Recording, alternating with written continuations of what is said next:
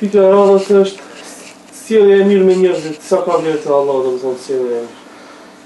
Sjellja e mirë me njerëzit, morali i mirë, edukata e mirë, karakteri i mirë. Këto kanë vlerë tek Allahu, kanë vlerë të veçantë. Se kanë vlerë te njerëzit, se me sjellje të mirë bëhesh i dashur tek njerëzit. Kur je i dashur tek njerëzit, s'ka dyshim se edhe tek Allahu subhanahu wa taala je i dashur.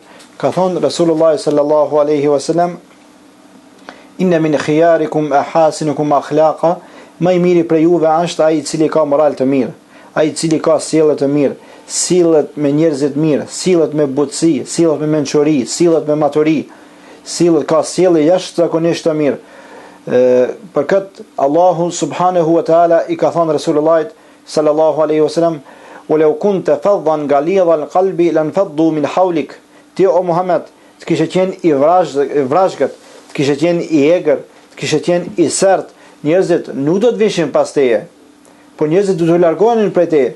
Po sjellja e Rasulullahit sallallahu alaihi wasallam me njerëz, ndihma të cilën u ka ofruar njerëzve këtë kjo e ka bën që sot ai njeri ta ketë këtë vlerë tek Allahu, tek muslimanët edhe tek jo muslimanët. Se Rasulullahi ka vlerë e njohin edhe shumica jo muslimanëve e njohin për burr të mirë. Mos flasim o muslimanët.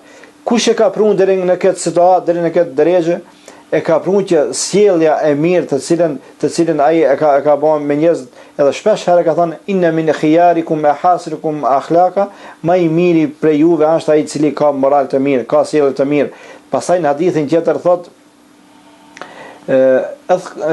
gjana më e rëndë prej veprave të mira kur do të dalin në mizan, kur do të dalin në peshore, është morali i mirë. Nëse ka njeriu moral të mirë dhe ka sjellje të mirë, ajo vepër do të jetë për veprave më të rënda të cilat do të jenë në peshorin e veprat të tij në ditën e Kiametit.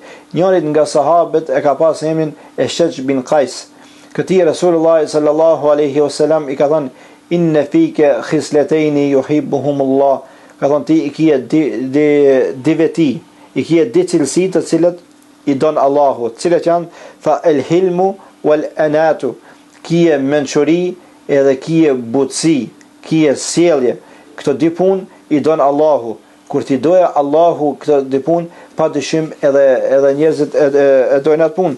Një herë erdhi njeri edhe trokitën në derën e Rasulullahit sallallahu alaihi wasallam. Edhe kur mori verse kusha, ju prish zemra, ju ndru ftira Rasulullahit se nuk e donte atë njeri. E kishte atë njeri i nati, e kishte mëni. Edhe tha, kush po vjen.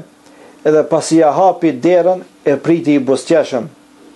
E priti mirë, e gostiti mirë. Edhe pasi shkoi Aisha radhiyallahu anha, tha: "Ja Rasulullah, kur more verse kusha, të ndryshu fitira tije, të erdhi keq se kusher, pastaj fizionomia jote u ndryshu, fitira jote u ndryshu në diçka tjetër." Çka ndodhi këtu? Tha: "Oj Aisha, njerëzit më të këqit tek Allahu janë ata njerëz të cilët janë të urrejtur tek njerëzit."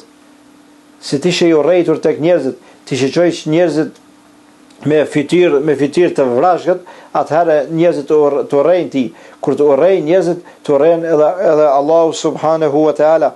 Për këtë thot Rasulullah sallallahu alaihi wasallam: "La ahtahqiranna shay'in min al-ma'ruf walau an tulqi akhaka biwajhin dalik." Çka të vjen në kam apo në dorë me bondën të mirë, mos e urre. Mos e refuzo, bane punën e mirë. Po nëse vjen puna që vllau tan vetëm se me ju buzëqesh, veproje atane. Veproje se të besume fi wajhi akhika sadaqa, edhe me u buzëqesh ti, me u buzëqesh vllau tan, ajo konsiderohet si sadaka. Wallahu fi auni al-abdi ma dama al-abdu fi auni akhihi. Allahu është në ndihmën e robit të vet, derisa një rob kur i ndihmon vllaut të tij, sjellet mirë me njerëzit këtë, atij njeri do t'i ndihmojë edhe Allahu subhanahu wa taala. Dhe s'ka dyshim se çdo sjellje e mirë të cilën e ban ti me njerëzit, ajo sjellje regjistrohet tek Allahu subhanahu wa taala, edhe ja ngrit gradën pak më mirë atij njeriu. Sepse më ka pason një herë një plak, një fjalë shumë të mençur. Tha: "Autoriteti fitohet ngadal, por bjen me njëherë E tash njëri me pas autoritetin në popull, njëri t'i ban mirë, me njëri sillet mirë, tjetri t'i ndihmon, tjetri t'ja krijnë një problem, atij ja zgjidh një breng të cilën e ka, ja largon një breng, krejt këto punë duke i bën njeriu edhe mbushet ai hamari i tij me punë të mira, edhe njerëzit e njohin për punë për njerëz të mirë. Kurse ai njeri i cili jetën e vet e ka krejt me duke u shah me njerëzit, duke u përla, duke u rre, duke i shah e kështu me radhë, ai njeri nuk ka kurrë vlerë as në shoqëri as tek Allahu subhanahu wa taala.